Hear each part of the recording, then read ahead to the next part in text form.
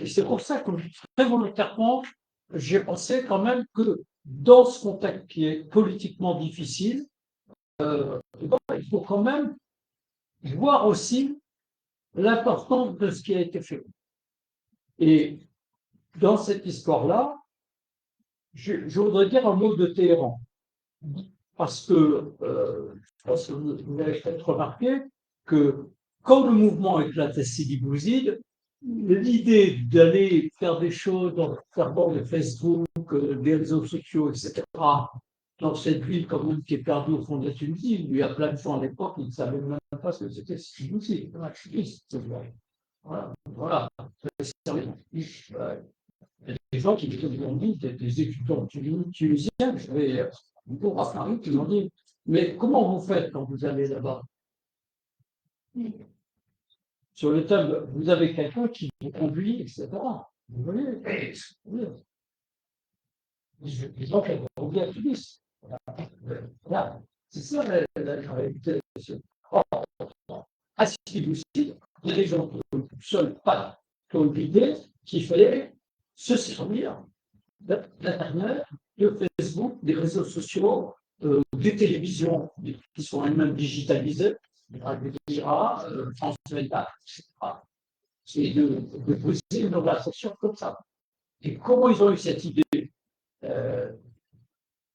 je vous raconte, ils ont eu cette idée à cause de ce qui s'est passé à Téhéran en 2009. À Téhéran en 2009, il y a une élection, il y a toujours un réformiste et un conservateur qui sont présentés par le régime. Il y a un minimum de débat dans le système démocratique iranien, c'est comme ça. Et les réformistes ont été battus, mais ils pensent que les élections ont été truquées. Donc, ils vont dans la rue, ils manifestent. Voilà. Et au bout de quelques jours, on leur dit, bon, la direction centrale, ça suffit de manifester, vous demandez de rentrer chez vous, ils en arrêtent un petit peu, et puis voilà. Et du coup, pour arriver à s'organiser pour aller manifester, ils vont se servir de Twitter. Voilà. Et du coup, puisqu'ils se servent de Twitter, qu'ils mettent des vidéos sur Twitter, ils commencent à raconter et à se coordonner grâce à Twitter, les télévisions étrangères, du coup, qui évidemment qui captent tout ça, ont les images et racontent ce qui se passe. Et donc, c'est comme ça que Slimane Rouissi à Sidi Bouzid, il regarde le journal télévisé Al Jazeera, et c'est comme ça qu'il voit ce qui se passe à Téhéran. Et ça lui donne l'idée qu'au fond, eh ben, on peut arriver à contourner la censure dans la Tunisie de Ben Ali en se servant des réseaux sociaux. Voilà. Il faut dire ça aujourd'hui, puisqu'aujourd'hui, on voyait bien qu'à Téhéran, il y a dans les grandes villes d'Iran, les mouvements repris. Alors, on sait bien que ces mouvements, comme le mouvement pour les femmes qu'il y a eu il y a encore 3 ans, etc., c'est des mouvements dans lesquels, évidemment, Internet joue un rôle très important. Mais ce qui est vrai, pour revenir à l'histoire des soulèvements et des révolutions, c'est que bon, ce qui a été fait à Téhéran en 2009 avec Twitter, c'est simplement des organisations de manifestations, de faire connaître une manifestation. Ça dure quelques jours. Et puis voilà. En Tunisie, c'est complètement autre chose. Ça devient un processus qui va devenir national à part ceci. Dans tout le pays, les parents vont aller voir leur gosse et vont leur dire mais là, qu'est-ce que tu vois comment tu sais ce qui se passe montre-moi les images, etc. Ça s'est passé comme ça. Voilà. Donc, c'est en Tunisie, véritablement, à l'échelle d'un pays, et de surcroît, qui a fait tomber le régime. Voilà. Un processus qui a fait tomber le régime. Alors, dans laquelle il y a des acteurs de la politique traditionnelle qui ont joué un rôle, bien entendu. C'est par le GTT. Hein. Mais il est complètement indéniable que c'est des cyberactivistes, en fait, qui ont suscité, qui ont créé ce mouvement. Voilà, et qui lui ont donné cette ampleur. Voilà. Et donc, ça n'est évidemment pas passé inaperçu de tous les opposants dans le monde. De la même façon que ce qui se passait à Téhéran a joué à Sidi Bouzid, ce qui se passe à Sidi Bouzid va jouer dans le reste du monde. C'est-à-dire qu'après, d'abord, les gens du Caire regardent de près ce qui se passe en Tunisie, pour une raison assez simple, c'est qu'il y a déjà des liens organisés entre les blogueurs tunisiens et les blogueurs égyptiens. Il y a eu des réunions à Beyrouth dans les années précédentes, des réunions au Caire, etc. Donc, forcément, ils s'envoient les vidéos, les gens réagissent, etc. Et dorénavant, les mouvements dans le monde vont être des mouvements qui vont reprendre cette forme d'action. Puisqu'on est en France, quand même, le mouvement des Gilets jaunes en France, c'est un mouvement qui est complètement de ce type. Il n'y a pas d'organisation nationale pour lancer les Gilets jaunes. Il y a des gens qui décident de faire une pétition sur Facebook. Je ne sais pas si c'était sur Facebook, j'en suis pas sûr. Hein. Enfin bon, ils ont fait une pétition électronique que les gens ont signée. Ils ont commencé à mettre des messages, à se parler entre eux. Ils ont fini par décider, par groupe, essentiellement, de faire une première journée d'action. Puis ça a marché, les gens nous en ont parlé, ils ont continué à se coordonner par les réseaux sociaux. Et c'est quand même un mouvement qui a une, pour ceux qui sont en France, qui ont bien vu, qui a pesé dans l'histoire, quoi. Même si ils ont gagné qu'un minimum de choses, mais ça montre bien qu'aujourd'hui, seulement par Internet, on peut, par les réseaux sociaux, par les plateformes, on peut organiser des mouvements de grande ampleur. Et inversement, les mouvements traditionnels, ils sont en train de passer sous la table.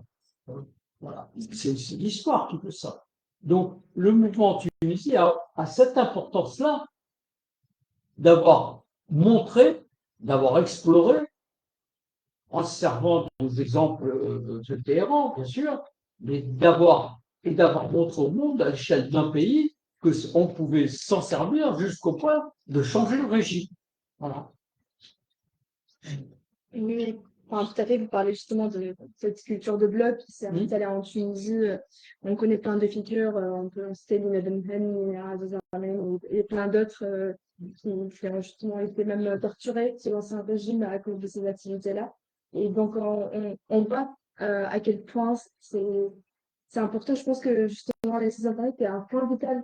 Et vous dites vous dites parfaitement dans la manière dont on établit une révolution. Et donc, c'est intéressant de se poser la question et de savoir si aujourd'hui, il y a la possibilité d'avoir un mouvement populaire d'ampleur sans avoir recours aux outils numériques pour Internet. Est-ce que c'est possible aujourd'hui de faire une évolution en se passant d'outils numériques, notamment en Tunisie Moi, je ne dis pas. Vous me posez des questions, les questions sur l'avenir sont toujours très difficiles à répondre, surtout à notre époque, vous savez, où les choses changent extrêmement vite entre vous et donc, je vais vous dire, je ne sais pas. Voilà, je ne sais pas. Ce que je vois, c'est qu'aujourd'hui, en tout cas, je vois deux choses. Commençons par d'abord, continuons dans le vif de son année. Au fond, la Tunisie montre à tous les gens qui ont envie de faire des mouvements sociaux, des mouvements plus politiques, à Santiago du Chili ou à Colombo en 2019, en 2022, dégage un nouveau modèle d'action.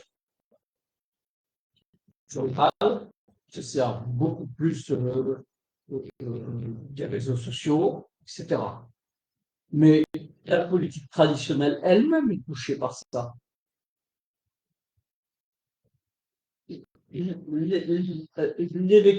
L'élection de Trump aux États-Unis en 2016, elle se fait pour une part extrêmement importante parce que il utilise Twitter et Facebook.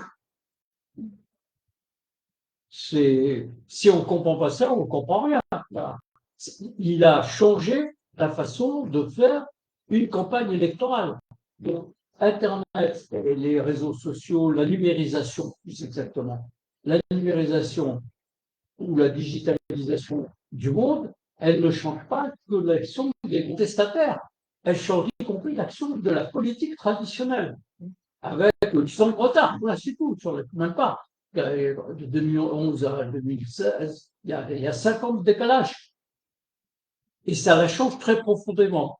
Parce que j'ai travaillé dessus, j'ai fait un bouquin sur Trump justement parce que c'est un sujet qui m'intéresse, la question de la politique et de la numérisation.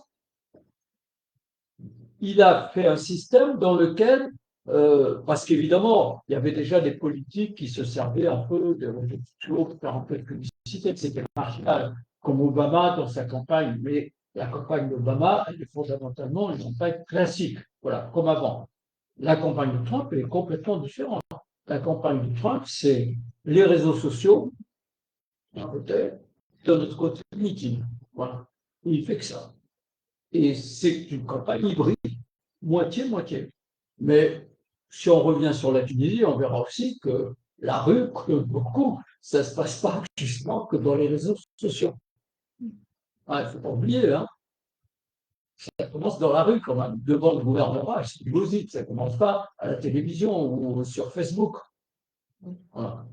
Il ne faut pas oublier. Donc, le mouvement Tunisie est hybride. Et de la même façon, Trump, il va faire un schéma politique hybride. Il va à la fois profiter qu'il est important sur Twitter, Facebook, beaucoup plus que tous ses concurrents républicains. Il va les écraser comme ça. Alors qu'on prenait pour un clown, il va s'imposer. Et en même temps, il est très fort dans les meetings. Et lui, il parle dans les meetings. Voilà. Il parle à sa façon quand on fait un meeting. Voilà. Vous voyez bien comment on parle pas. Voilà. Et avec ça, il dynamite le parti républicain quand même. Il faut quand même voir ce qu'il a fait. Il y avait un parti qui fonctionnait d'une façon, il a complètement changé le parti, dans ses idées, dans son mode de fonctionnement, dans tout.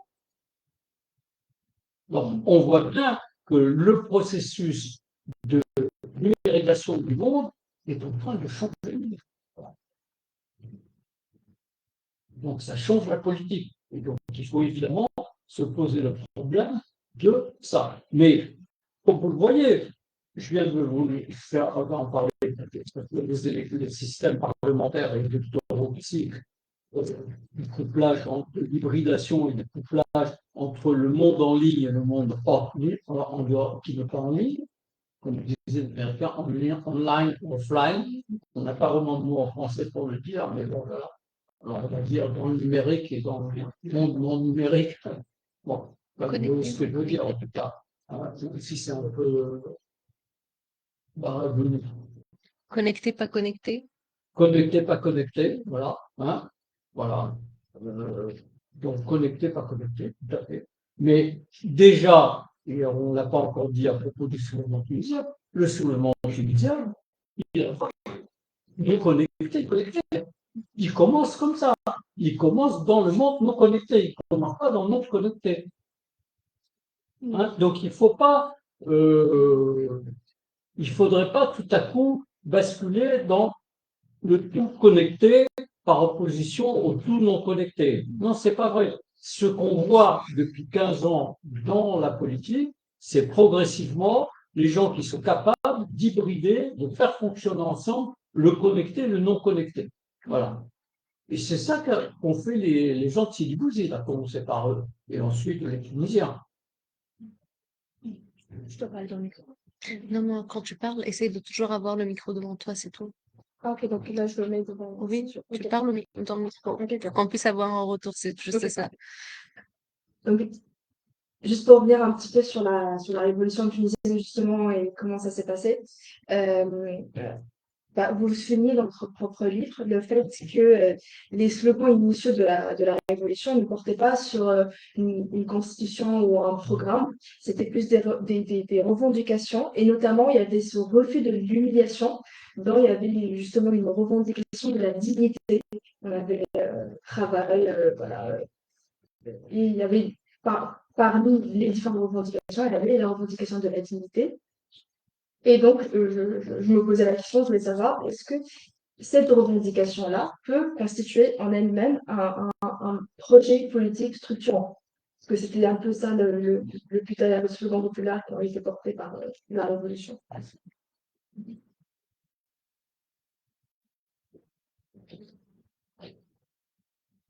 comment on va dire ça?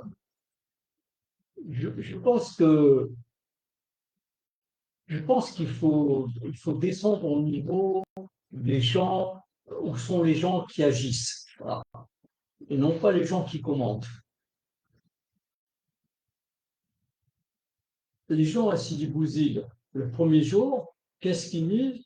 Ils disent, ils reprennent le slogan du bassin minier. Ils ne parlent pas de dignité,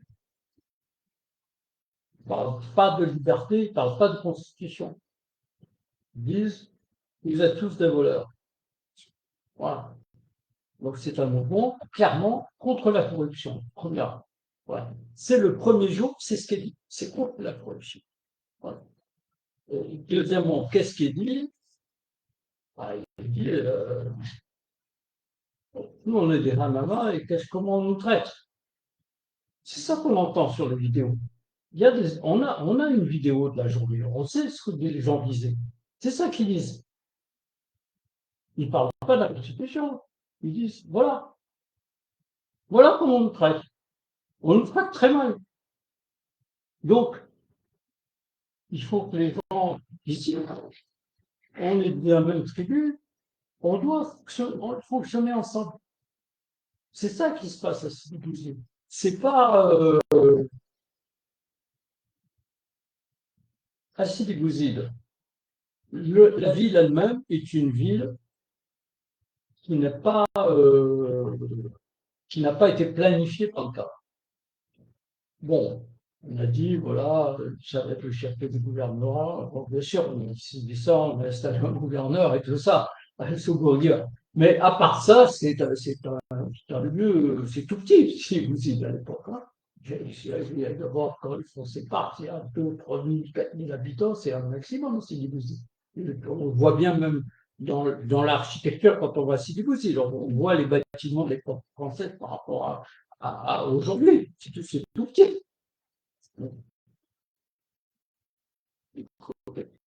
Il y a Zafouri, qui est un universitaire de Sfax, qui a fait sa thèse là-dessus, l'a très bien décrit. Comment s'est fait la ville? Les gens qui sont venus de la campagne sont installés illégalement sur un terrain. Et donc, forcément, les gens du même village, quand ils sont venus là, ils ont eu tendance à s'installer à côté du copain. Quoi? Parce qu'ils sont ici de la réaction des autorités. Vous êtes en train de faire quelque chose d'illégal. Vous vous installez sur un terrain qui appartient à l'État, sans autorisation. Qu'est-ce que font les gens de tel hameau? Ils se mettent ensemble. La géographie urbaine de Sidi Bouzid, c'est la reproduction de la géographie du gouvernorat. Ce qui veut dire que les clans sont toujours là. Les clans sont toujours là. Voilà. Alors en Tunisie, évidemment, c'est un truc dont on ne parle pas ouvertement. Depuis Bourguiba, vous savez bien, la norme, c'est abat le tribalisme, ça c'est fini, on est moderne, voilà, Voilà. Le premier jour où j'arrive à Sidi Bouzid, Slimano ici, qui est celui justement qui a vu les choses sur Téhéran, sur le truc, et qui est l'un des acteurs aussi qui a vu la journée et des journées qui suivent à Sidi Bouzid. Hein. Voilà. Slimano aussi, je vais chez Slimano ici. Et une des premières choses que fait Slimano, il me dit, oui, alors, ce qui est très important, c'est que finalement, Amen Z Bouzaïen, ils ont bougé. Voilà. Et alors, il commence à m'expliquer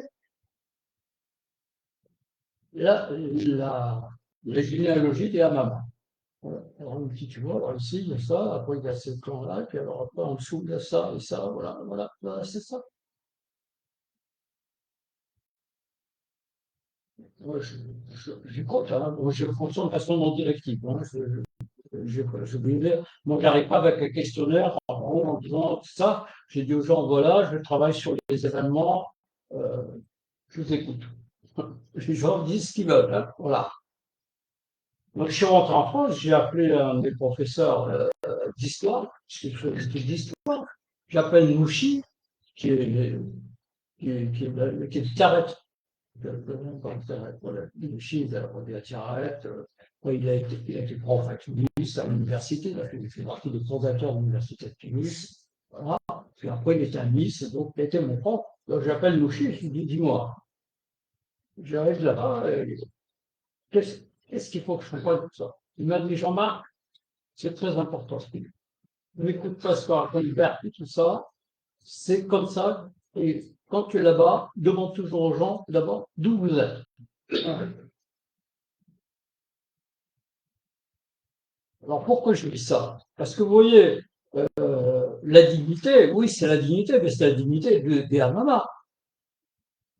Voilà, c'est pas la dignité constitutionnelle.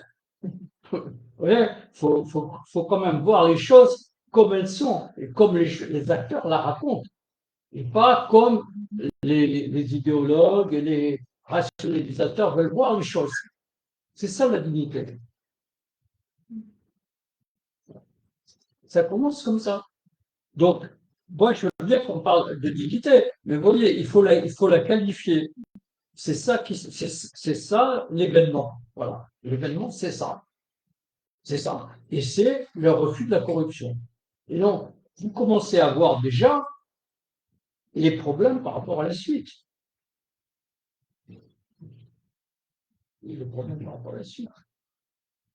Dans le mouvement déjà du bassin minier, qui est quand même dans la même zone tribale, ne pas assister à l'encre rouge, mais quand même. Oui.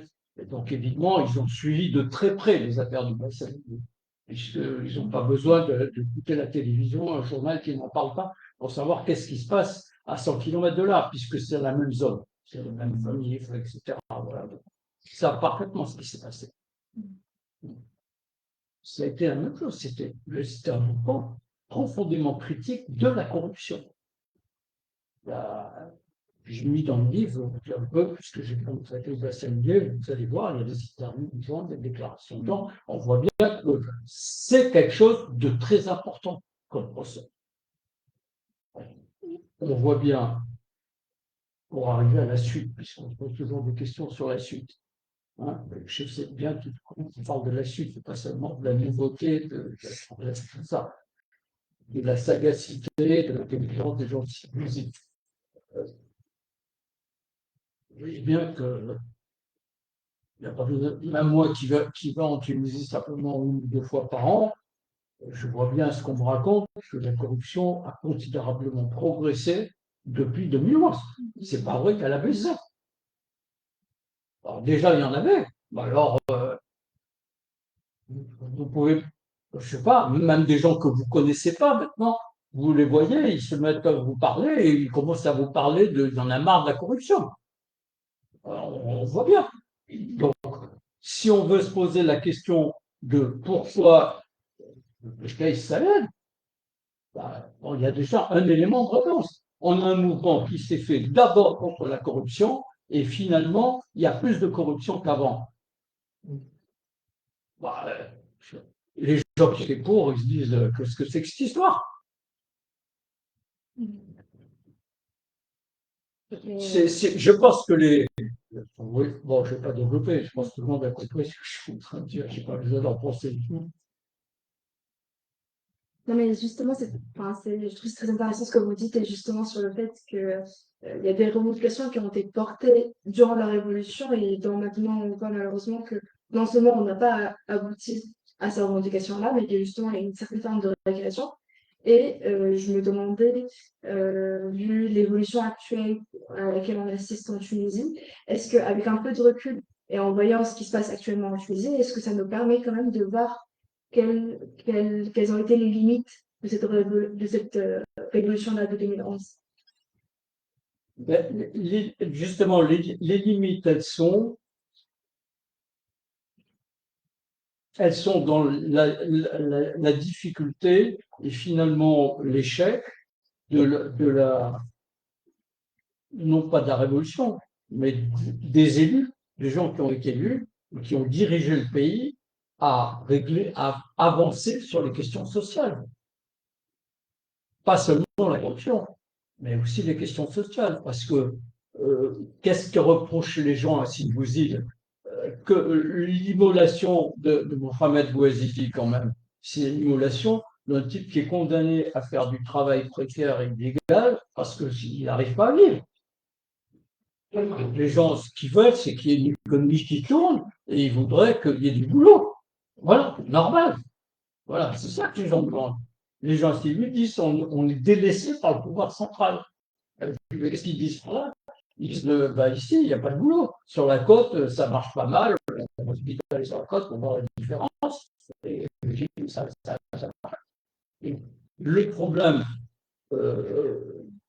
d'une économie qui tourne plus fort aussi n'a pas été pris à bras le corps par le régime. Alors que Ben Ali, qui avait évidemment cité sur plein de points, avait au moins une qualité, c'est que quand même il se préoccupait que l'économie tourne. Alors c'est bien, on peut dire que c'est bien, on peut dire que ça profitait plus à certains qu'à d'autres, toutes choses égales. Mais l'économie, quand même, elle tournait.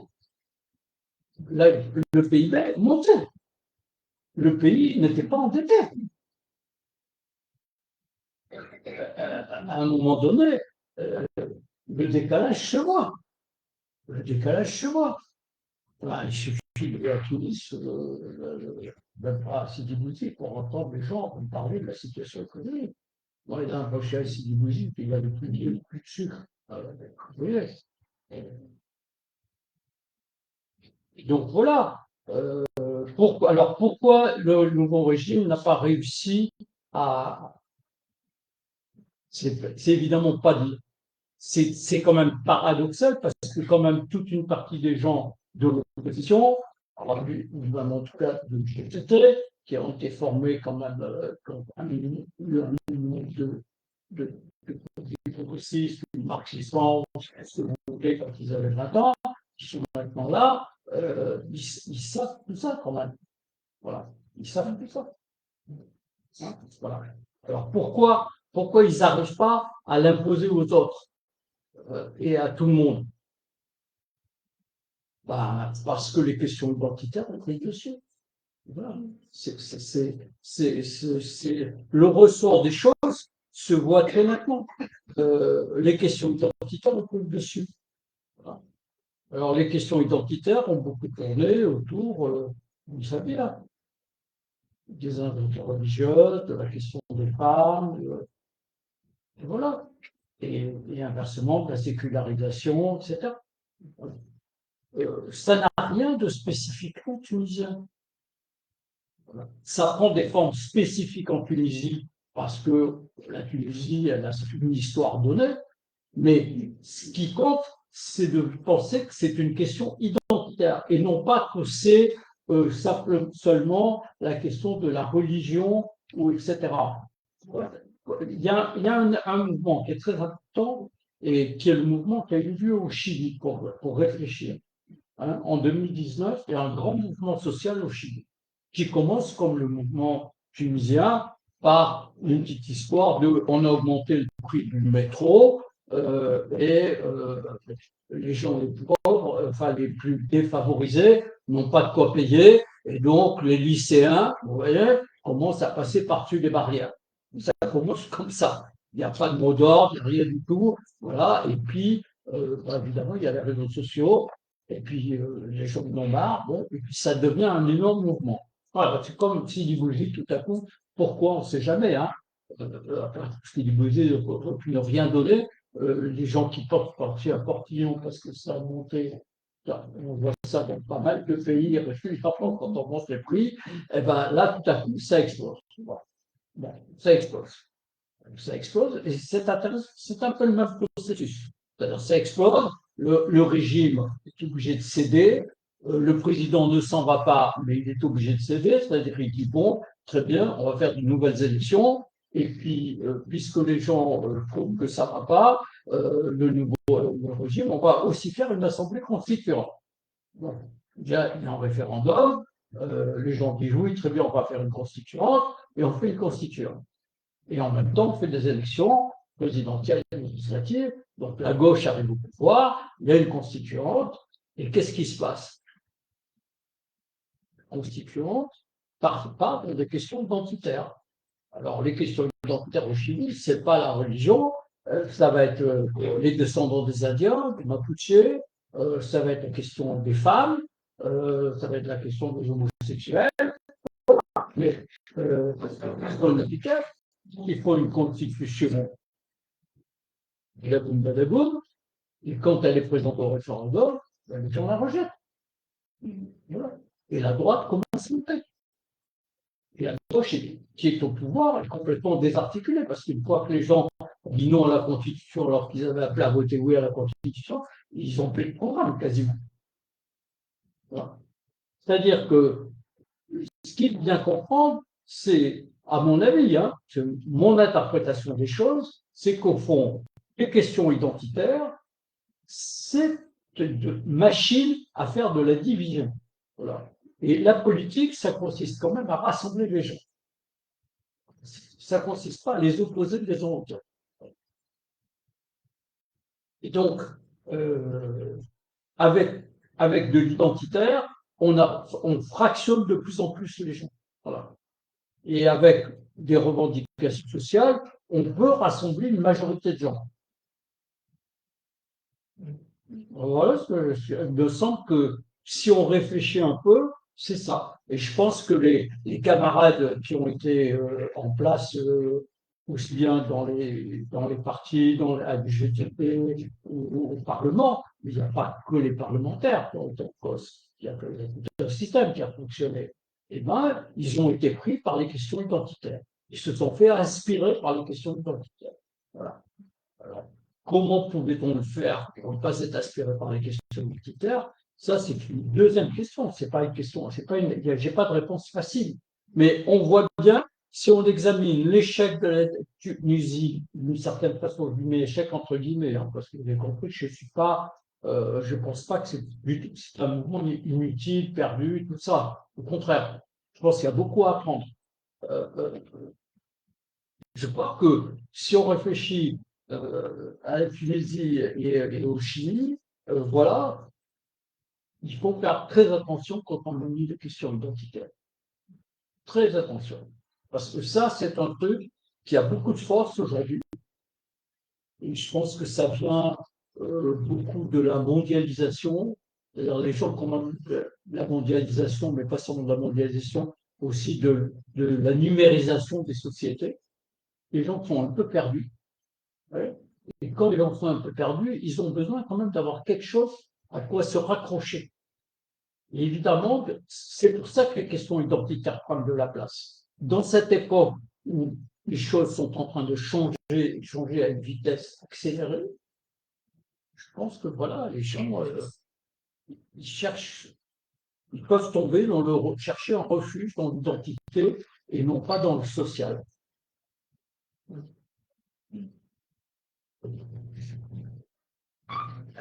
Comment expliquez-vous, en prenant l'exemple de la Tunisie, que des mouvements qui sont quand même capables de renverser un régime ou des régimes peinent tout de même à construire l'après? Et ça, on le voit très clairement en Tunisie. C'est-à-dire qu'on est doté de ce pouvoir-là de renverser un régime et qu'on peine depuis jusqu'à maintenant à construire un après.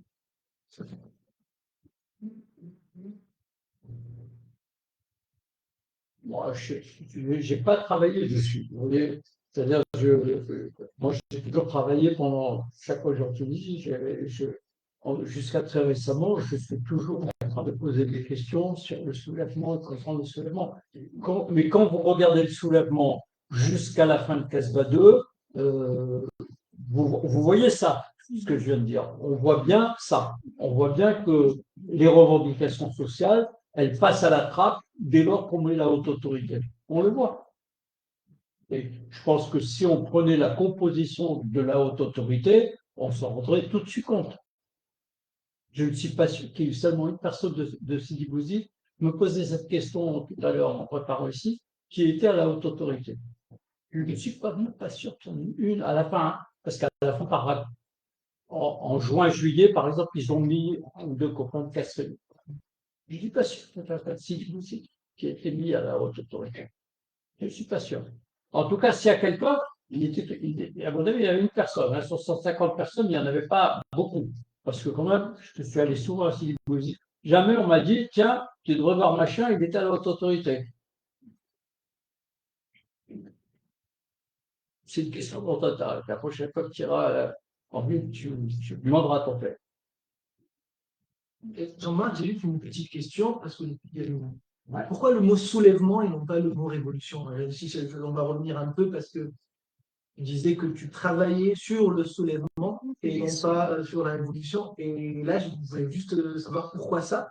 Et ensuite, je pense que j'ai beaucoup de questions. Mais cette question spécifiquement, je pense que c'est pas que ça dégrade, mais j'ai l'impression que quand même, révolution, c'est plus hype, quoi. Oui, non, je suis d'accord. Voilà. Alors, les gens, dans la conclusion, d'ailleurs, je reviens justement sur l'usage du mot révolution, pas seulement en Tunisie, mais à Colombo, au Sri Lanka, etc.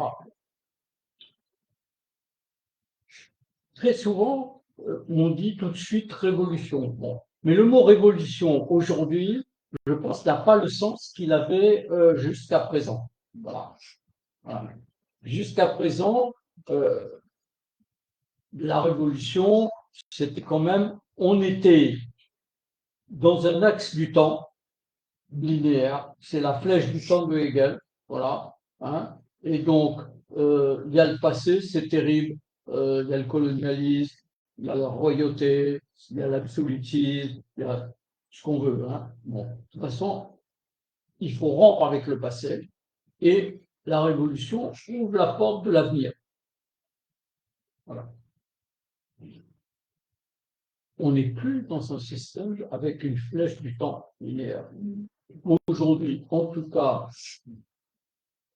en Europe, et je ne pense pas seulement en Europe, on est beaucoup dans le temps présent. Il n'y a plus tellement de passé et il n'y a plus tellement de futur. On parlait de ça tout à l'heure.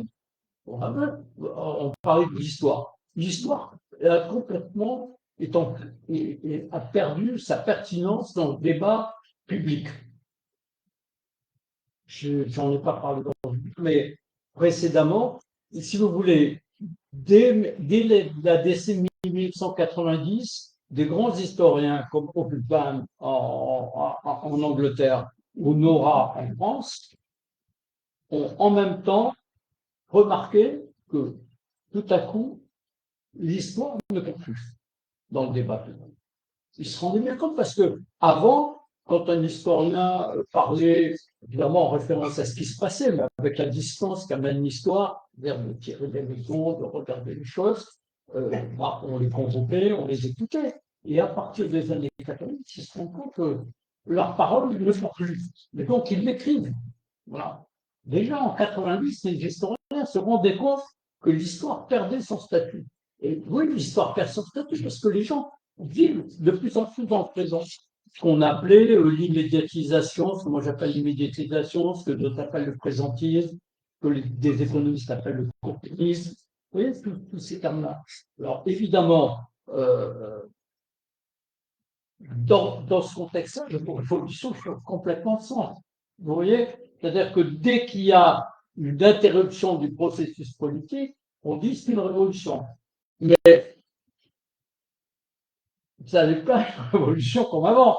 C'est-à-dire qu'elle n'a pas un programme pour changer la société par rapport à maintenant. En général, c'est plutôt vous devriez faire ci, vous faites pas ça. Donc on vous met dehors. Donc ça manque de radicalité. Ça manque de radicalité et de perspective. C'est des mouvements immédiats. C'est des mouvements qui disent voilà, le gouvernement il doit changer et comme ça tout va aller mieux. On va changer la constitution et ça va aller mieux. Voilà. Alors qu'avant, on avait l'idée qu'une révolution, ça changeait quand même la société, l'économie, ça changeait beaucoup de choses. C'est pour ça que je prends le mot soulèvement. Mais je n'ai pas de problème à dire la révolution. Vous voyez ce que je veux dire? J'en parle dans la conclusion. Voilà, je remarque. Voilà. Mais je trouve que soulèvement, ça exprime mieux le fait que des gens qui sont en bas, qui sont ignorés, voilà, qui sont marginalisés, des gens qui ne comptent pas, tout d'un coup, ils se dressent et tout à coup, il se passe quelque chose. Voilà. Je trouve que le fait que les gens se relèvent et qu'ils prennent le dessus, c'est ça qui est important. Dans ce contexte où le temps n'a plus de passé et de futur. Mais ça ne me gênerait pas d'être révolutionnaire. Quand on me dit Jean-Marc, il n'y a pas de révolution, je ne suis pas, je vous le dis bien sûr. C'est pas gênant. Mais je préfère mettre l'accent sur soulèvement de révolution, c'est tout. Je pense qu'on va tous en discuter. Donc, vite, Salma, Oui, non, je voulais juste passer le mot public si jamais il y a des questions, des remarques.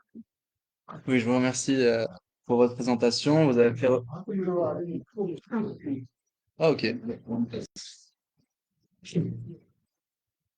Vous avez fait recours à l'histoire en évoquant les dynamiques de perspective.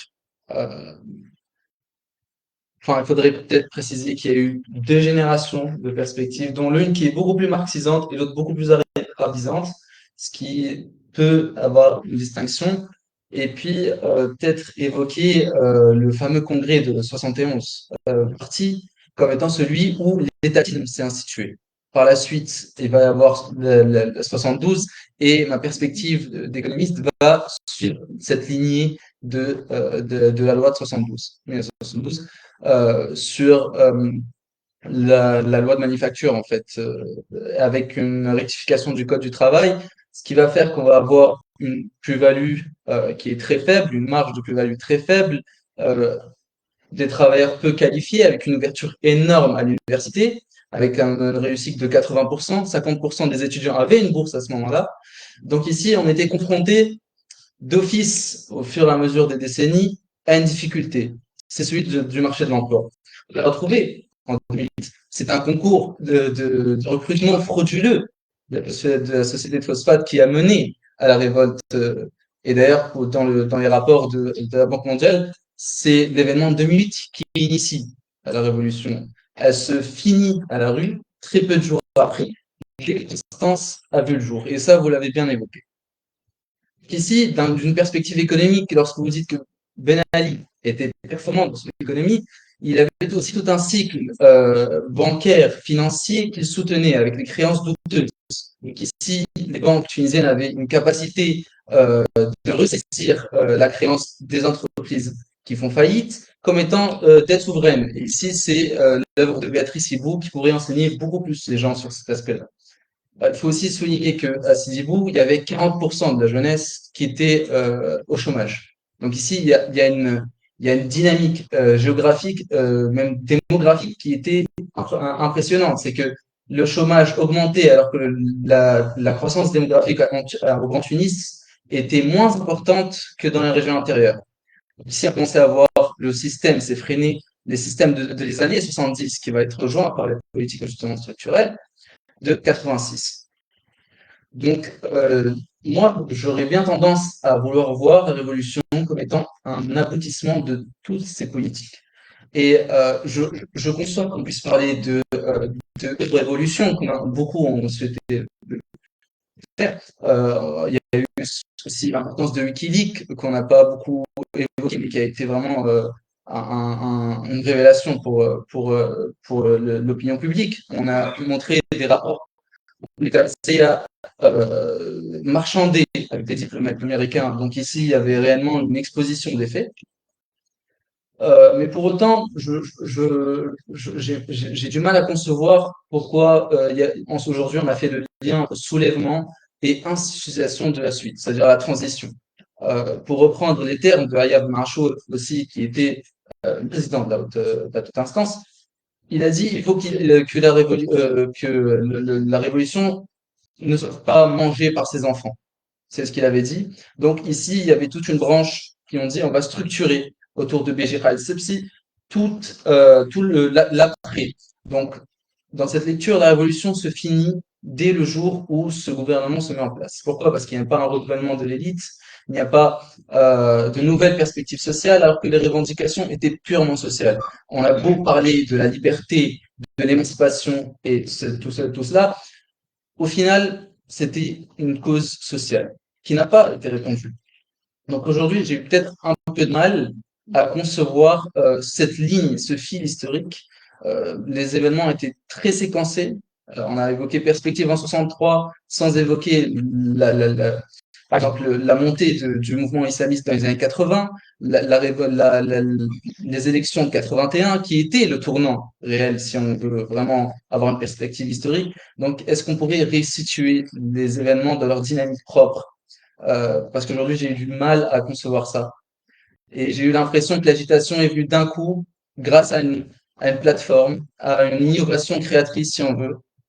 Pour autant, je pense que ça a été un outil, mais que l'appel de l'UGTT n'avait pas forcément besoin de Facebook ou d'un réseau social pour se lancer, puisque des dynamiques étaient là et présentes dès 78 et 77 avec Habib Achour, etc. Donc, ici, j'ai bien envie de resituer la place des médias en regardant ce fil historique. J'ai bien sûr pas envie d'atténuer le rôle qu'un média, on le voit très bien, puisque Raïs Saïd a évolué sans mettre un dinar grâce aux pages Facebook en 2019. Mais pour autant, j'ai bien envie qu'on reparle de l'aspect ou de l'importance qu'ont les médias en Tunisie en 2011 et surtout dans le procédé plus que dans l'aboutissement, parce que l'aboutissement, on a du mal à le situer jusqu'à aujourd'hui. Donc, je vous remercie. C'était très long, mais j'avais besoin aussi d'exprimer ces quelques détails qui me retenaient.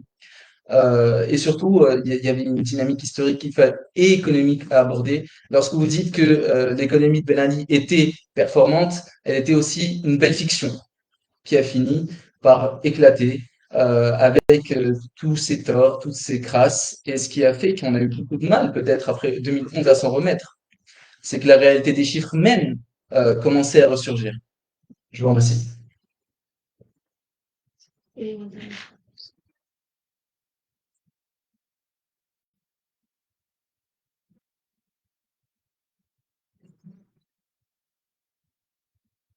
Merci beaucoup et merci aux intervenants qui m'a précisé, vraiment, parce que il a fait la compléter beaucoup de choses. Je voulais intervenir juste sur un seul point, parce qu'on l'a entendu, c'est la diaspora. Quand on l'entend, moi, c'est la diaspora que j'entends. On l'a entendu juste après la c'est sur un seul point. Que c'était Facebook, que Boadjiki, c'était que c'est immolé quelque part, et qu'on a crevé. On a eu même quelqu'un qui représentait dans les affaires culturelles françaises qui était venu nous exposer toute cette théorie et tout ça. Facebook, il agit en ce moment, il y a beaucoup de jeunes, il y a beaucoup de jeunes qui sont impliqués et qui a fait un rôle de communication et d'information qui était le grand absent et qui vraiment a joué un rôle essentiel.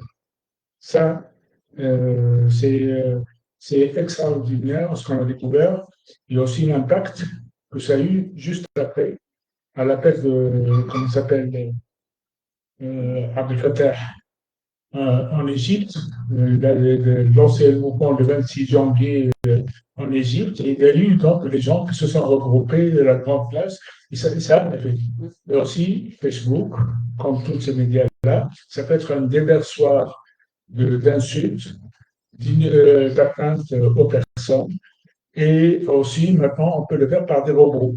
Donc, Israël, il est allé se former en Égypte, il a emmené les trucs, et tu as plein de gens et plein de robots qui commencent à inviter à chaque fois qu'il y a une veille, disons, le président du CRDHC, comme il fait un communiqué, tu as 10 robots qui se lancent, et soit robots réels ou robots humains, tout ça. Voilà. Donc, parce qu'on ne prend pas compte, et là, ce que ne prend pas compte le mouvement qui a précédé ou qui s'est culminé un peu pendant le mouvement du bassin minier, avec une grande solidarité internationale, politique, mais beaucoup syndicale. Les syndicats d'enseignants, les autres catégories syndicales, Sudrail, le CGT, tout ça, la FSU, voilà, qui a soutenu tout ce mouvement avec la diaspora ici, et ça s'est accumulé. Les acteurs politiques, ils agissaient, mais toujours ça reste dans une petite sphère. qui n'ont pas vraiment la conjonction avec eux. Et ce qui s'est passé, mais on arrivait au niveau social, Boadici n'était pas le premier qui s'est immolé. Il y avait plusieurs qui se sont immolés. C'était le 10e, peut-être, ou le 10e, et c'était dans toutes les régions. Et on avait la lecture avec les amis du CRDHT et d'autres. Donc, on avait de la lecture par nos amis tunisiens, en Tunisie, je veux dire, que la situation elle est explosive. Elle peut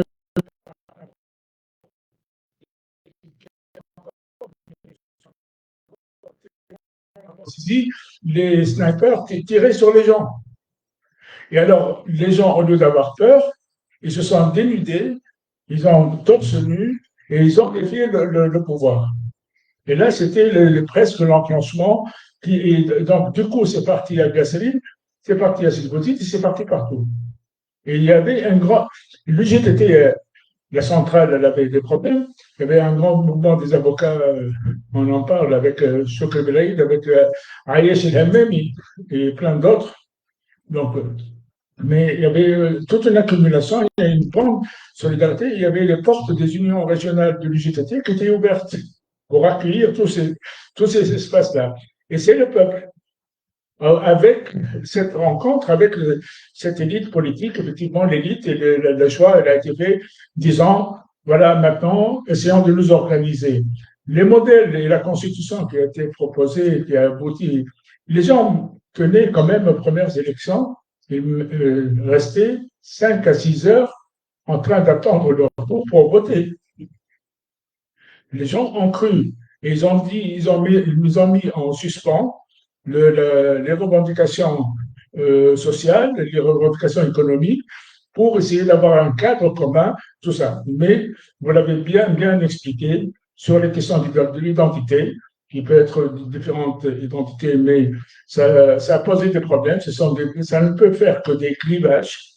Et l'autre chose qu'on oublie et on ne parle jamais, et là il faudrait que les économistes aussi nous parlent, il y a des gens très riches, il y a des gens qui organisent l'économie, il y a des gens qui font le monopole de l'économie. Quelle est leur contribution réelle pour les perspectives pour le pays? Et là, c'est le grand absent des discussions. Ok. Je peux ajouter Vous avez bien. un commentaire aussi. S'il n'y a pas de personne, bien sûr. Ok. Moi, je voudrais bien aussi qu'on parle de l'État parti, tout simplement, surtout du RCD. L'anecdote à avoir à titre illustratif, c'est que la mère de Bouazizi avait une carte de membre du RCD. Elle allait toutes les semaines recevoir des aides attribuées, qui étaient nul autre que du néocorporatisme. Donc ici, il y avait aussi un essoufflement de la dynamique du parti qui commençait à refaire monter ce que Bakary, par exemple, appelait le maillon faible, qui était le GTT. Donc ici, cette dégradation de l'image du RCD, il n'y aurait pas pu peut-être avoir une revendication réelle sociale et un retournement vers le GTT. Parce que, à vrai dire, à partir de 86, la légitimité du GTT, avec une équipe reformée à l'arrivée et le pacte national, se voyait vraiment très dégradée. Donc ici, c'est vraiment l'essoufflement du RCD qui a fait en sorte que le GTT reprenne la main sur les initiatives sociales. Donc je pense que c'est important à évoquer.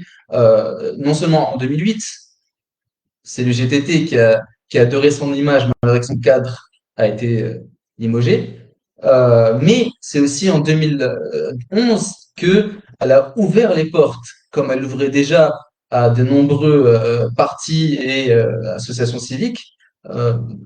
C'est ce qui a permis aussi de la légitimer et de pouvoir donner une figure et des revendications à une révolte. Merci. Marc, tu veux commencer à répondre? Oh, on veut, bien sûr.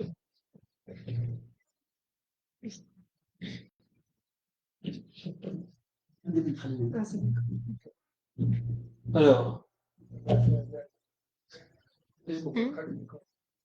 c'est bien comme ça? Oui, c'est bien. Oui. D'abord, qu'on se comprenne bien, je n'ai peut-être pas assez insisté. Je pense que dans la période actuelle où nous sommes, dans la période actuelle où nous sommes, et qui entre autres, commence dans nos réflexions à partir de la Tunisie et de 2011. Je pense que à la fois, il y a l'intervention dans le numérique et il y a l'intervention dans la rue. Et c'est les deux en même temps. J'ai peut-être pas assez insisté au début, mais je ne pense pas que les choses se passent principalement ou seulement dans le numérique. Elles se passent dans la relation entre ces deux. Voilà. Et c'est les gens qui arrivent à être dans les deux, apparemment, qui marquent des points. Voilà. C'est un peu ce que l'histoire très courte encore de tout ça, qui a seulement 12 années, mais en l'état actuel des choses, voilà, moi, c'est ça que j'ai. Voilà. Hein. Donc, je ne minimise pas la rue. Au contraire, je me semble, j'ai peut-être pas assez insisté là-dessus. Je pense que ce qui est très important, c'est le rassemblement le premier jour. Ça commence par un rassemblement dans la rue, qui est une défiance au gouverneur et à l'État. C'est pour ça d'ailleurs que même s'il y a que 100 personnes sur la vidéo ou 200 personnes sur la vidéo, c'est pour ça que le soir même, elle intéresse les gens, les responsables éditoriaux à Al Jazeera et à France 24. Parce qu'on sait bien que dans un pays comme la Tunisie, s'il y a seulement 100 personnes ou 200 personnes qui se réunissent sans autorisation et qui font un truc qui dure une après-midi, c'est un acte de défiance et que l'État est obligé de laisser faire. Voilà. Hein. Voilà. Donc, j'ai pas du tout de désaccord là-dessus. Hein. Voilà. J'ai peut-être pas encore assez insisté, mais voilà, là-dessus, j'ai pas de désaccord. Sur la question de l'UGTT, des avocats, de perspectives, les avocats ont joué un rôle très important, sans aucun doute. Le Kilani et toute l'équipe qui avait autour de lui, ils ont, dans des circonstances difficiles, je pense qu'à Tunis, avec Sami Tari, c'est les gens qui ont été solides du début jusqu'à la fin. Voilà. Et dans des circonstances quand même qui étaient difficiles, parce qu'après tout, à Sidi Bouzid, vous voyez bien, bon, évidemment, il y a des risques, mais vous êtes quand même protégé par une structure de clans, de machin qui arrive jusqu'au gouverneur. Hein, voilà. Ouais, donc, même si finalement on va en mettre quelques-uns en prison, bon, ils ne vont pas y échapper, bien entendu, ils savaient qu'ils n'y échapperaient pas. Mais je pense que la pression du pouvoir est beaucoup plus forte à Tunis. Voilà. Et je pense que donc c'est très bien que tu aies parlé des avocats et tout ça. Moi, je trouve que ce qu'ils ont fait, pas seulement Kilani, mais enfin, c'était lui qui présidait le barreau, donc c'est lui qui était le plus exposé, hein, en définitive. Mais qu'ils ont tous fait, c'était et de toute sensibilité des avocats, hein, de tous les partis. Hein. Il y avait Choukri, mais il y avait plein de gens. Hein. Bon, on ne va pas faire la liste maintenant. Mais non, je pense qu'ils sont très bien tenus. Voilà. Indubitablement. Voilà. Et bien sûr, Sanitari, la Fédération des enseignants, c'est ce qui a fait qu'il s'est passé des choses à Tunis. Hein. Et ça a permis, du coup, ça a fait que quand ça s'est mis à bouger, d'abord à Kasserine et après à Sfax, ça a permis qu'à Tunis, ça embraye très vite, parce qu'au fond, il y avait des gens depuis le début qui disaient, mais ça va pas, voilà.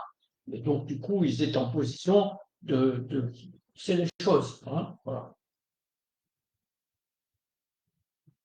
Mais en même temps, on est malheureusement dans une situation dans laquelle l'UGTT, qui a quand même au sommet beaucoup pactisé avec le régime et qui se dégage avec difficulté de tout ça, on est quand même dans une situation dans laquelle l'UGTT, les gens de la gauche, c'est-à-dire finalement dans l'UGTT, c'est surtout c'était le Ouattara des nationalistes, à cette époque-là dans la gauche, hein, c'est eux qui tenaient la fédération d'enseignement, etc. Bon, Sfax et tout ça. Bon. ils n'arrivaient pas à jouer un rôle plus important. Dans les événements qui se passent du 14 décembre jusqu'au 4 mars, quand finalement c'est la fin de Casbah, et que l'austérité est installée, que Ghannouchi s'en va, le Premier ministre, que Béji arrive, et tout ça. Elle joue un rôle, mais elle joue un rôle secondaire et pas aussi important qu'il aurait été souhaitable, à mon avis, qu'elle joue, hein, pour que les issues soient différentes. Parce que avec elle, la question sociale pouvait être portée plus fortement, inévitablement, puisque quand même elle représente les syndiqués qui quand même sont toujours attachés à la revendication salariale et tout ça. Enfin, voilà, hein, bon. Voilà, donc ça a été un problème, mais il n'était pas solvable, clairement. Voilà. Il y a le poids du passé. Sur la longue durée, je dirais quand même, moi j'aurais tendance, je ne suis pas économiste, hein, j'aurais quand même tendance, en sociologue ou en historien, à séparer quand même l'histoire de l'intérieur et l'histoire du reste. Voilà, c'est très bien aussi. Voilà.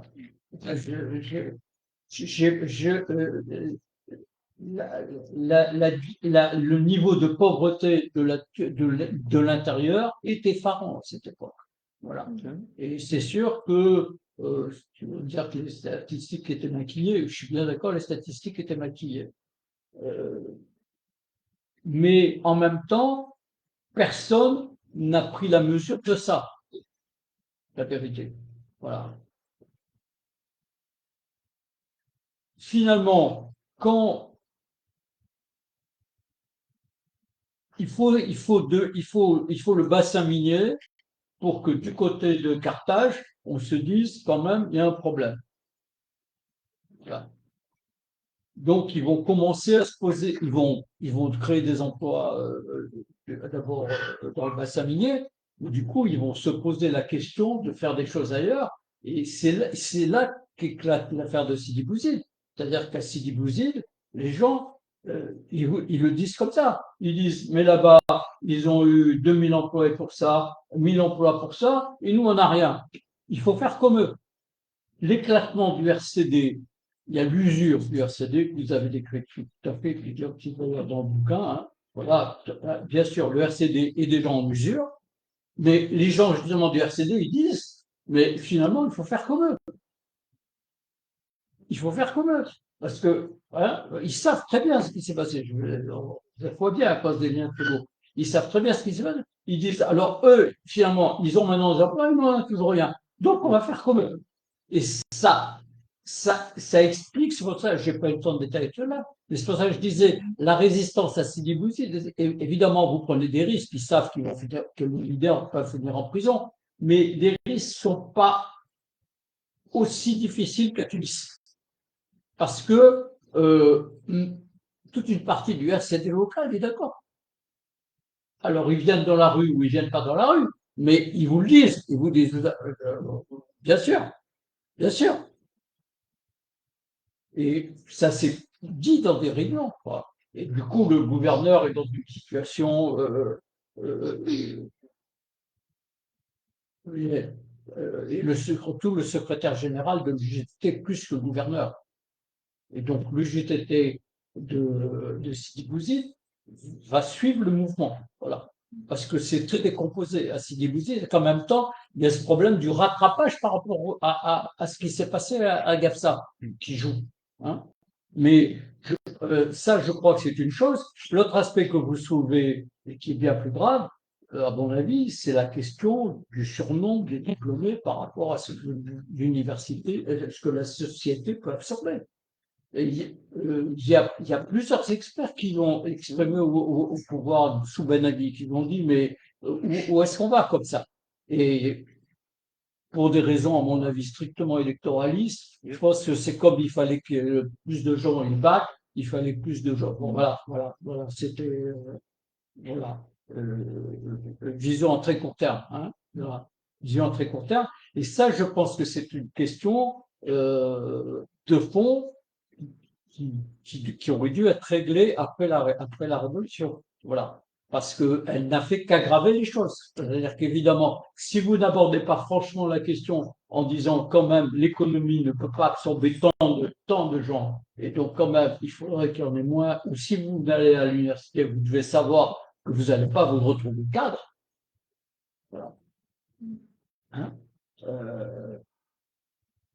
et je trouve aussi que, puisque vous êtes économiste, vous posez ces questions, il faut aussi se poser la question des attentes.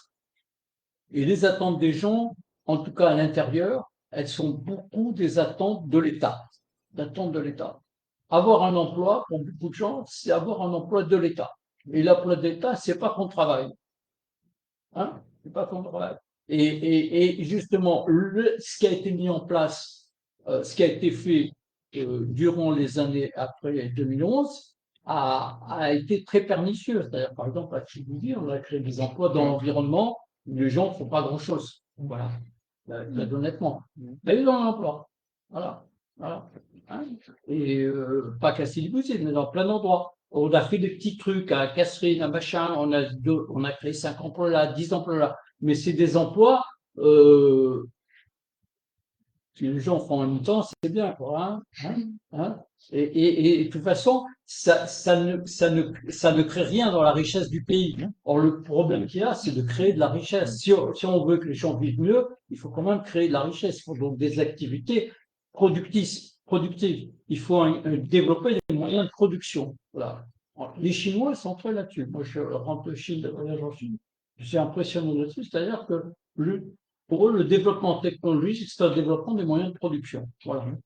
Voilà. Et je pense et c'est regrettable qu'avec tous ces anciens marxistes étaient encore dans des positions d'influence après 2011, la question du développement des moyens de dépense productive, par exemple, n'est jamais fait partie du débat public. Voilà. Voilà. Ça, c'est quand même de responsabilité pour les gens de notre génération, je les connais bien, hein. Il y en a qui étaient avec moi à l'université à Vincennes, tout ça. Voilà, ça c'est un problème, je trouve. Finalement, quand on regarde les choses,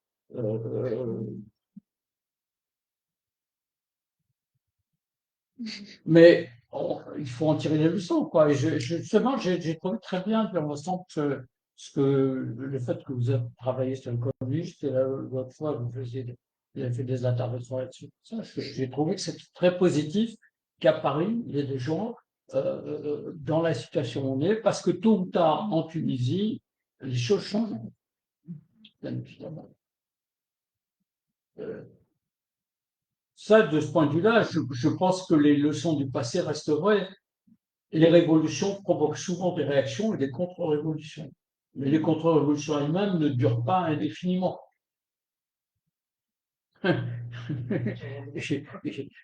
Et je pense que c'est en même temps, d'une certaine façon, la contre-révolution vient d'autant plus vite que la révolution a soulevé des questions importantes et qui supposaient des changements importants. C'est un témoignage de l'importance de ce qui couvait quand même dans le soulèvement et dans la révolution. Alors qu'il n'a pas reçu une expression, on en a suffisamment parlé, il me semble, les uns et les autres. Hein. Mais je pense que c'est un hommage quand même à ce qu'il y a de latent dans le fait que la contre-révolution vienne vite. Et donc je pense que voilà, c'est important justement qu'il y ait ici au moins où les gens peuvent fonctionner plus librement, qu'il y ait une réflexion qui aille loin qui reprenne un peu des questions de base sur pourquoi l'économie n'a pas tourné, pourquoi l'économie pourrait tourner, et qui disent les choses un peu nettement. Donc je suis content que l'autre fois, je n'ai pas en position mais puisque là c'est moi qui ai la parole, j'en profite pour vous dire. Et l'autre fois, j'ai remarqué, je trouve que ce que vous faites avec votre groupe, c'est bien, et il faut que c'est de la publicité, il faut qu'il y ait plus de gens qui vous rejoignent. Il faut avancer sur les questions économiques, parce que sinon, la prochaine fois, les choses ne marcheront pas mieux. C'est clair. Il ne faut pas seulement se méfier de l'identitarisme, mais il faut aussi être capable d'avancer sur les questions économiques. Et puis le rôle qu'on a avec l'État dès la conception de l'État tunisien Mm. reste très important. Mm. Même les mesures entrepreneuriales restent liées au soutien de l'État, aux garanties de l'État. Donc ici, on n'a jamais su s'émanciper, et c'est peut-être aussi la volonté qui a duré pendant un demi-siècle, c'est de jamais vouloir s'émanciper. C'est de toujours vouloir de l'État ou par l'État, ou en tout cas une garantie d'État. Et c'est ce qui arrive actuellement, que ce soit avec les subventions ou toutes ces sortes de manœuvres de l'État. On dit d'un côté, on est prêt à promouvoir le secteur privé, mais de l'autre, on n'est pas prêt à ce qu'il nous échappe, à ce qu'il évolue sans notre main dessus. Donc il y a diverses façons de le montrer. Mais durant l'histoire en Tunisie, en tout cas, par exemple, l'économie s'est jamais émancipée des institutions politiques. Rien que par un système bureaucratique très, très, très lourd, rempli de privilèges et de néo-corporatisme. Donc ici, il y a le sujet qui a été évoqué des hommes d'affaires. Il faut qu'ils soient retraités aussi. Euh, Souvent, il s'agit d'intérêts à défendre de l'État, puisque ces gens-là sont importants. Et aujourd'hui, on a peut-être l'impression qu'avec Raïs Saïd, on est en train de s'éloigner, de revendiquer un populisme, mais les banques aujourd'hui sont fondamentales en Tunisie. Et c'est peut-être pour ça aussi qu'on leur lâche la grappe, puisque notre dette ne tient que aux banques aujourd'hui en Tunisie. Donc ici, on ne fait que renforcer un cycle en promouvant un cycle de populisme, de souverainisme limite, et de compter sur soi. Mais le compter sur soi avec une mauvaise gouvernance n'a jamais mené à de bons résultats. Vous avez parlé de l'époque maoïste. Il y a des souvenirs qui ressurgissent, moins violents, mais en tout cas qui rappellent des souvenirs. Le compter sur soi, tout en promouvant un capitalisme hybride, je n'ai jamais vu de bons résultats à ça. Vous évoquez la Chine, au moins c'est assumé. Le Parti communiste dirige l'économie, ramène le progrès technique, produit de la plus-value et la distribue pour que ça, il y ait une alimentation, une rétroaction, désolé. En Tunisie, on n'a pas ça. C'est-à-dire, il y a une accaparation de l'État qui est importante. Comme vous avez dit, une hiérarchie aussi bureaucratique euh, fastidieuse, très importante, trop importante, qui a ne cessé d'évoluer, que ça soit avec l'arrivée du gouvernement de Cheikh, qui a fait les deux paradoxes, augmenter les salaires et augmenter la masse salariale, ce qui était complètement à l'encontre de nos accords avec le FMI, ce qui a peut-être... Et paradoxalement, c'était le GTT qui maintenait qu'il fallait maîtriser la masse salariale. Donc ici, on voit le paradoxe même de la chose. C'est-à-dire que l'UGTT, comme vous avez dit, celle qui défendait la masse ouvrière, disait on ne peut plus faire ça, c'est insoutenable. Et les enjeux politiques poussaient encore plus loin la limite. Et je pense qu'en Tunisie, on ne cessera de pousser encore les enjeux politiques, puisqu'on est dans une politique de survie, survie politique avant même d'économie. Donc ici, voilà. Je suis désolé pour mon intervention. Non, Non, on vous laisse le dernier mot de conclusion, conclure cette rencontre. non, mais je trouve quand même hein, une bonne discussion. Voilà, on voit bien les enjeux. Euh, il faut continuer à réfléchir. Il faut continuer à réfléchir à la fois sur ce que montrait le soulèvement et la révolution qui n'ont pas été satisfaits et, sur les obstacles. Il faut avancer dans l'analyse de la période qui s'est passée après, jusqu'à aujourd'hui, et, et en même temps, il faut commencer avec cette analyse critique, me semble-t-il. En même temps, il faut continuer à avancer dans une imagination de qu'est-ce qui pourrait être fait pour que ce soit différent et qui s'attaque aux vrais problèmes qui sont les problèmes des inégalités entre la côte et l'intérieur, entre ceux qui ont le plus et ceux qui ont le moins, et qui en même temps qui mettent le pays ensemble. Parce que dans ces situations, si on n'entraîne pas le plus grand nombre possible de gens, ben, ça ne marche pas. Je pense que dans la micro-histoire de ce qui s'est passé après le 14 janvier, je pense que des erreurs qu'a fait le Premier ministre de l'époque, Khanouchi, il a discuté avec les partis qui avaient le droit de citer sous Ben Ali, donc il a discuté avec le Tajlil, il a discuté avec le PDP, mais il n'a pas discuté avec le Ouattad. Et je pense que d'avoir laissé le Ouattad comme ça,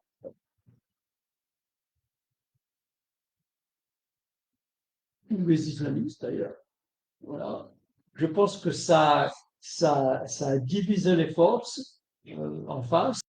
Je pense qu'il l'a fait sans faire exprès parce qu'il était pas forcément très expérimenté pour la politique, puisqu'il était quand même cantonné à gérer justement de l'économie, des questions secondaires, ou qu'il avait des préjugés qui dataient de Ben Ali, je ne sais pas, je ne vais pas poser la question. Mais je pense que là, la division entre d'un côté Mujib, voilà, et Amami et en face, et Choukri Ben Aïd, finalement, qui est parti de l'autre côté, c'est pas une bonne chose. Je pense que ça explique en partie les difficultés d'après. Il y a déjà la division dès le début du côté des forces du mouvement, quand même. Voilà. Hein. Alors, on voit bien qu'il ne faisait pas le même diagnostic sur la situation, sur les risques et tout ça, mais si quelque part ils s'étaient trouvés ensemble à parler, peut-être qu'ils auraient trouvé un chemin, ça aurait pu être un chemin différent. Ah oui, parce que dans ce système où la gauche finalement est divisée, elle prend deux chemins différents, ou le centre-gauche, puisque JB était passé au centre-gauche, c'est pas, je ne discute pas de ça. Et qu'en face, il y a quand même Narda qui arrive, forcément Narda est bien fort. Voilà.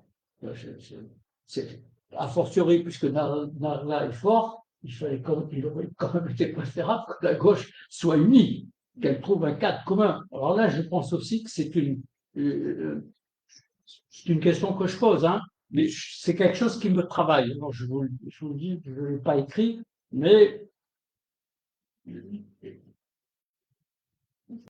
Et donc, je pense quand même que derrière aussi, il y a trop de rivalité entre les gens à l'époque. Voilà. Il y a trop de rivalité et qui viennent de perspectives. Alors, oui, Najib, mais en 1970, il a fait ça. Ça joue, je ne me trompe pas. Voilà. Et inversement. Bon, vous voyez, voilà. Ça sera bien d'avoir des propositions, mais ça serait bien quand même que les gens de gauche savent se retrouver dans une situation où, voilà, dans toutes les situations. Ça serait l'utopie. En tout cas, il faut chercher à aller dans ce sens. L'histoire nous montre ça. Oui. Voilà, merci. Hein. Merci beaucoup, Damien. Merci Salma pour d'avoir mené la discussion. Merci à vous tous. Et avant, je vais écouter une grande pensée à tous nos amis, les militants et militantes tunisiennes et tunisiens qui sont actuellement fermés pour avoir exprimé leur avis. Donc, on nous donne encore notre solidarité. On espère que tout cela est bientôt fini. Peut-être l'année prochaine, on refait le même livre, mais cette fois-ci, la révolution tunisienne, parce qu'on aura plus de perspectives. Merci beaucoup, Thomas.